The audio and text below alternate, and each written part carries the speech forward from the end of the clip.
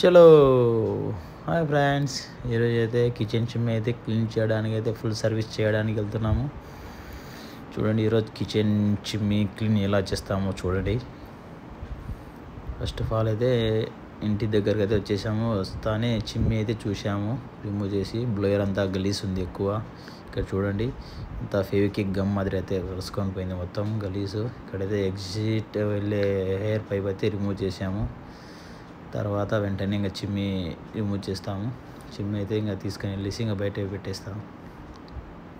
త్వరగా అయిపోయి తీసి ఇంకా చిమ్మి తీసుకుని పెట్టి వెళ్ళాను. మన చిన్న హిట్లర్ అయితే మొత్తం పార్ట్స్ అన్నీ ఇంకా స్క్రూతో స్పీడ్ ఇంకా మిషన్ మాదిరి అంతా అయిపోయి తీసి పక్కన పెట్టేశాడు. ఇంకా బ్లోయర్ అయితే ఇప్పుడు తీశాను ఫ్రెండ్స్. బ్లోయర్ అయితే ఇప్పుడు తీశాను.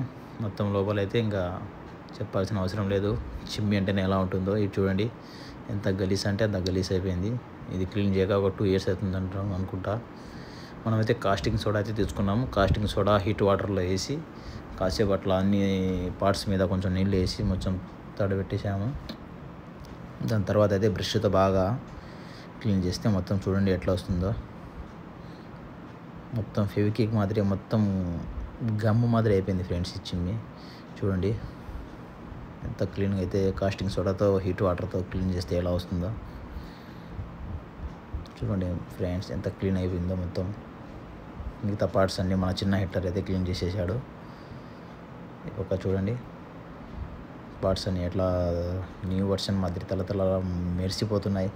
మొత్తానికైతే మొత్తం పార్ట్స్ అన్నీ క్లీన్ చేసేసాము ఫ్రెండ్స్. నెక్స్ట్ అయితే ఇంకా ఫిట్టింగ్ ప్రోగ్రామే అయిపోతానే మొత్తం గుడ్డ తీసుకొని మొత్తం నీట్గా అయితే క్లీన్ చేయాలా. చూడండి ఫ్రెండ్స్, మొత్తం అయితే టోటల్గా అయితే మా కొత్త చిమ్మి రెడీ అయిపోయింది. చూడండి ఎంత నీట్గా ఎంత క్లీన్గా ఉందో. ఇప్పుడైతే మొత్తం పార్ట్స్ అన్నీ మళ్ళీ యథావిధిగా మొత్తం బాగా వాటర్ లేకుండా మొత్తం